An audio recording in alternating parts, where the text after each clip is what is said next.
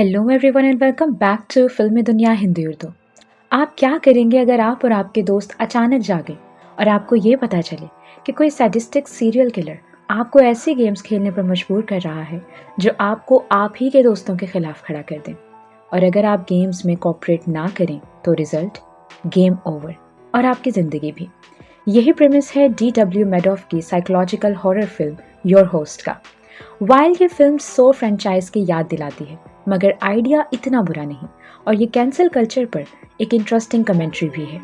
गोर फैंटास्टिक है और 1.5 घंटे का रन टाइम भी जस्टिफाइबल है। इस फिल्म में असल कमी एक्टिंग में है। विक्टिम्स की सिचुएशन ऐसी नहीं है कि आप वाकई इनके मरने का डर महसूस करें। फिर भी ये उन लोगों के लिए वन टाइम वॉच है जो गोर या बॉडी हॉरर के फैंस हैं। कलेक्टिवली योर होस्ट को देखना a glass half empty half full situation जैसा एक्सपीरियंस है। अगर आप इसे स्क्रीन पर छोड़ दें तो ज़्यादा नुकसान नहीं होगा और अगर इसे एक मौका दें तो डिसअपॉइंट भी नहीं होंगे। कहानी का स्टार्ट होता है जैक नाम के एक आदमी को दिखाने से, जख्मी, लहूलुहान और एक कुर्सी से बंधा हुआ।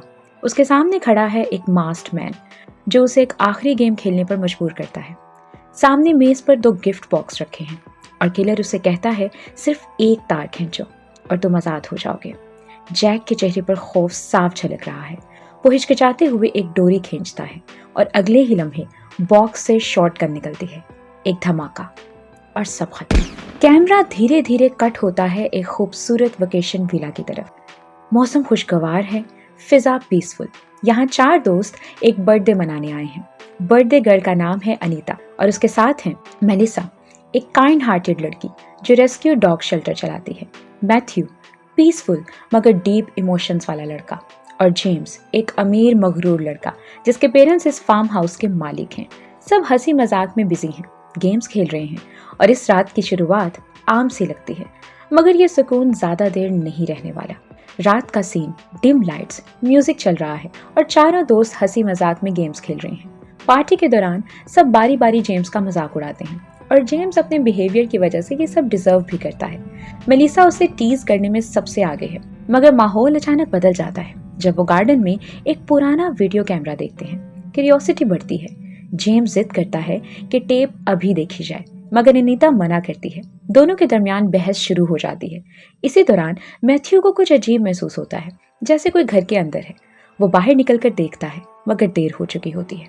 किसी ने मेलिसा और अनीता को बेहोश कर दिया है और अगले ही लम्हे मैथ्यू को किसी इंजेक्शन के जरिए बेहोश कर दिया जाता है। जब चारों दोबारा होश में आते हैं, वो खुद को एक डार्क रेड रूम में बंधा हुआ पाते हैं। दीवारों पर अजीब मार्क्स हैं और सामने खड़ा है वही मास्क्ड मैन। और खुद को इंट्रोड्यूस करते हुए वो धीरे से कहता है, welcome to my game, I am your host. Lights जलती हैं और अचानक सामने स्टेज जैसा सीन बन जाता है। डिफरेंट कलर्स के लाइट्स जगमगाने लगती हैं, जैसे कोई ट्विस्टेड गेम शो शुरू होने वाला हो। मास्क्ड मैन, होस्ट, माइक हाथ में लिए खड़ा है और उसके अराउंड अजीब कपड़ों में ड्रेसअप हुए बहुत सारे मैनिकन्स की ऑडियंस है। होस्ट धीरे से कहता है, लेट द गेम्स बिगिन। पहला खेल शुरू होता है, रॉक पेपर सीजर्स। चारों दोस्त ये गेम खेलते हैं, मगर अगले ही लम्हे ये खेल एक हॉरर ड्रीम में बदल जाता है। मेलिसा ने पेपर चुना। होस्ट मुस्कुराकर कहता है, परफेक्ट चॉइस, और फिर उसे एक कार्ड देता है जो देखने में आम पेपर लगता है, मगर अगले लम्हे वही कार्ड एक तेज ब्लेड की तरह काम करता है। एक ही वार में वो उसके चेहरे को कट कर देता है। जेम्स ने सीजर्स कहा था। होस्ट ने हंसते हुए उसकी एक उंगली काट दी और खून टपकने लगा। मैथ्यू ने रॉक चुना तो होस्ट ने जवाब में वाकई एक पत्थर उठाया और पूरी स्ट्रेंथ से उसके चेहरे पर दे मारा। आखिर में एशले की बारी आती है और डरी हुई मगर स्ट्रॉन्ग आवाज में बोलती है, शूट। होस्ट उसकी तरफ बंदूक तानता है। सब सांस रोक लेते हैं, लेकिन जैसे ही वो ट्रिगर दबाता है, एक क्लिक की आवाज आती है और बंदूक से फायर फ्लेम निकलता है। ये गन नहीं, लाइटर होता है। अनीता की जान बच जाती है, मगर रूम में खौफ और बढ़ जाता है। लाइट्स एकदम डिम हो जाती हैं। होस्ट अगली गेम का नाम बताते हुए कहता है, नेक्स्ट राउंड, कन्फेस इट। अब खेल और भी वर्स हो जाता है। ये फिजिकल टॉर्चर नहीं बल्कि सोल टेस्ट है। हर प्लेयर को एक सीक्रेट कन्फेस करना है, वरना पनिशमेंट्स अब पहले से ज्यादा दर्दनाक होंगी। सबसे पहले जेम्स बोलता है। आवाज कांप रही है, मगर लबों पर गरूर की हल्की झलक बाकी है। वो एडमिट करता है कि उसने अनीता का दिल जीतने की कोशिश की और उसके डैड ने हर बार उसके लिए सब कुछ मैनेज किया। वो कहता है मैं उसे इम्प्रेस करना चाहता था, लेकिन सब कुछ मेरे फादर ने अरेंज किया। फिर बारी आती है मेलिसा की। उसकी आंखों से आंसू बह रहे हैं। वो बताती है कि उसने अपने रेस्क्यू शेल्टर के डॉग्स एक शेडी आदमी को बेच दिए थे, जो दरअसल इलीगल डॉग फाइटिंग का काम करता था। होस्ट धीरे से बोलता है, so you save them only to sell them to death. अब मैथ्यू की बारी है। रूम में खामोशी छा जाती है। वो एडमिट करता है कि वो लोगों को स्टॉक करता है, उनकी जिंदगियों के राज जानता है और फिर उन्हें दोस्त बना लेता है ताकि वो किसी वीक मोमेंट में उन्हें इस्तेमाल कर सके। आखिर में अनीता सामने आती है। वो लरजती आवाज में कहती है, मैंने अपनी माँ की सर्जरी के लिए एक एडल्ट वेबसाइट बनाई थी। होस्ट के फेस पर कोई रिएक्शन नहीं आता। वो सिर्फ कहता है, every sin wears a reason's mask. कमरे की रोशनी एक बार फिर चमकती है। होस्ट आगे बढ़ता है और एक पुराना व्यू फाइंडर सामने रख देता है, वही खिलौना जिससे बचपन में तस्वीरें देखी जाती थी, लेकिन इस बार एक खूंखार मशीन बन चुकी है। होस्ट धीरे से कहता है, Melissa look carefully, guess the cities you see, 3 chances. Melissa डरी हुई आंखों से व्यू फाइंडर देखती है। पहला सीन, वो धीरे से बोलती है, न्यूयॉर्क। होस्ट सर हिलाता है, करेक्ट। दूसरा सीन, लॉस एंजलिस, ये भी करेक्ट, लेकिन तीसरी तस्वीर के बारे में वो कंफ्यूज हो जाती है, शिकागो। होस्ट खामोशी से मुस्कुराता है और कहता है, रॉन्ग। मेलिसा रोकर कहती है, प्लीज एक और चांस दे दो। होस्ट कहता है, of course, but every chance cause something. वो दोबारा खेलती है और अगले ही लम्हे मशीन से एक नुकीली नीडल निकलती है जो सीधी उसकी आंख में घुस जाती है और वो दर्द से बुरी तरह चिल्लाती है। इसके बाद होस्ट मुड़ता है अनीता की तरफ और कहता है, योर टर्न। उसे ऑर्डर दिया जाता है कि वो मैथ्यू के कान को ड्रिल करे। अनीता लरजते हुए हाथों से ड्रिल पकड़ती है। मैथ्यू की चीखें दीवारों से टकरा कर गूंजती हैं। अब डिसीजन का टाइम आता है। होस्ट एक बड़ा हाइड्रोलिक प्रेस सामने लाता है जिसके नीचे मेलिसा बंधी हुई है। ऊपर से एक स्पाइक्ड कॉर्न पंच झूल रहा है। होस्ट कहता है, one of you can save her, just trade your life for her. सब खामोश रहते हैं, किसी के कदम नहीं बढ़ते और फिर होस्ट बटन दबाता है। प्रेस नीचे आता है और एक दिल दहला देने वाली आवाज के साथ मेलिसा का स्कल कुचला जाता है। रूम सन्नाटे में डूब जाता है। होस्ट धीरे से कहता है, मर्सी डिनाइड। जेम्स अचानक चीखता है, ये सब तुम दोनों की वजह से हुआ है। अनीता, मैथ्यू, तुम लोगों ने ही हम सबको इस ट्रैप में डाला है। रूम में टेंशन और बढ़ जाती है। अनीता का चेहरा सफेद पड़ जाता है और आखिरकार वो राज बोल देती है जो वो दिल में छुपा रही थी।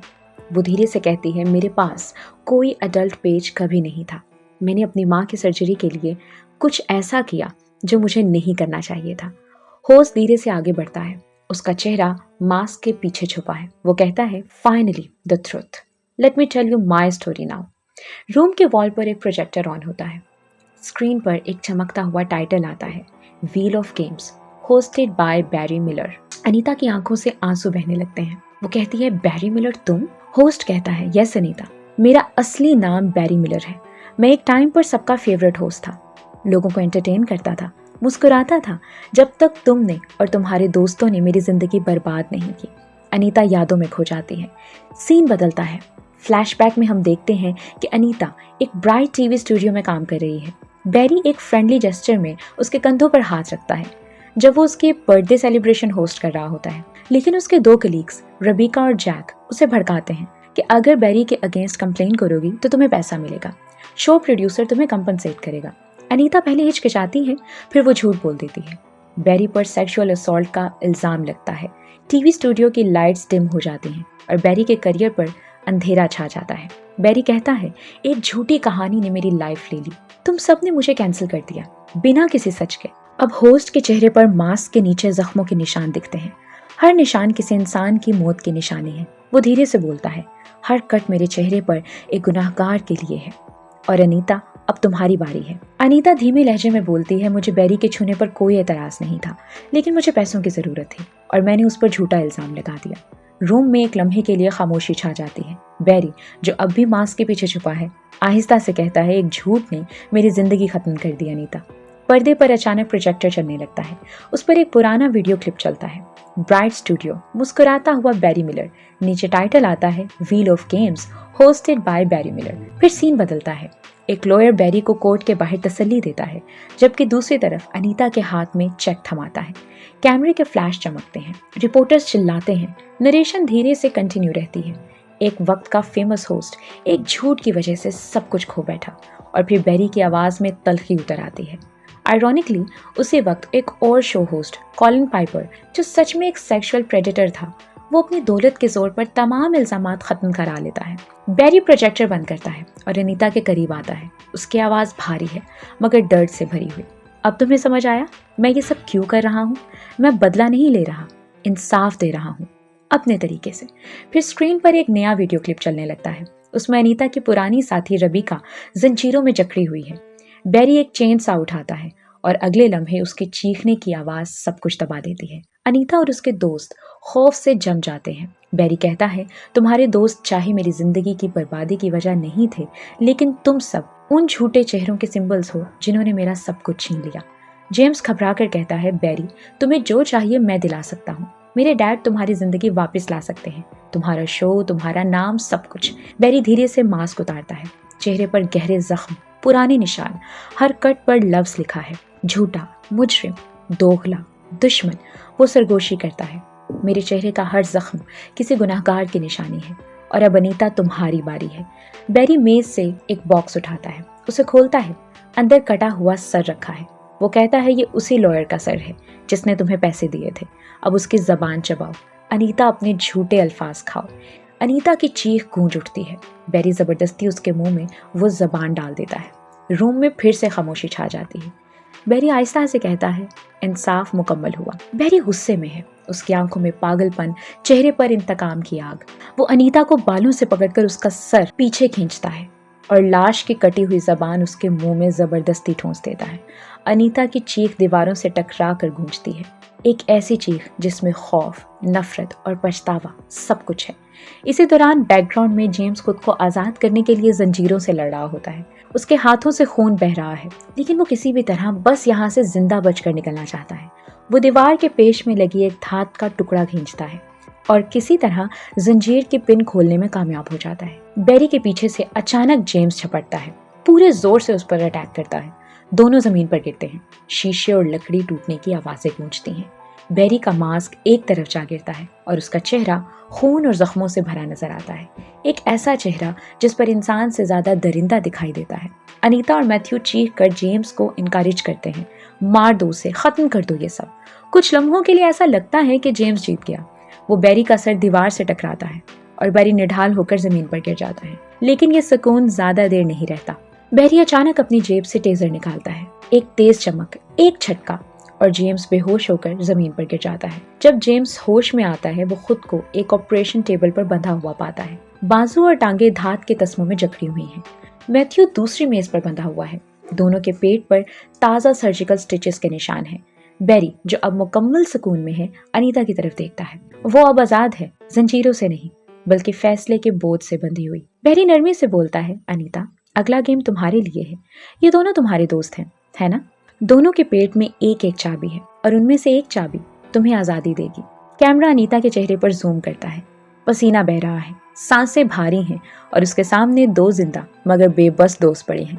बैरी की सर्द आवाज गूंजती है, so which one will you open first? कमरे में खामोशी छा जाती है। सिर्फ बैरी की सर्द आवाज गूंजती है। अब आखिरी गेम, सिर्फ एक दोस्त जिंदा बचेगा। अनीता के हाथ में चाकू कांप रहा है। जेम्स दीवानावार बोलता है, अनीता, तुम्हें जो चाहिए मैं दूंगा, पैसे, जिंदगी, आज़ादी, सब कुछ। उसकी आवाज़ में मिन्नत भी है और धौंस भी।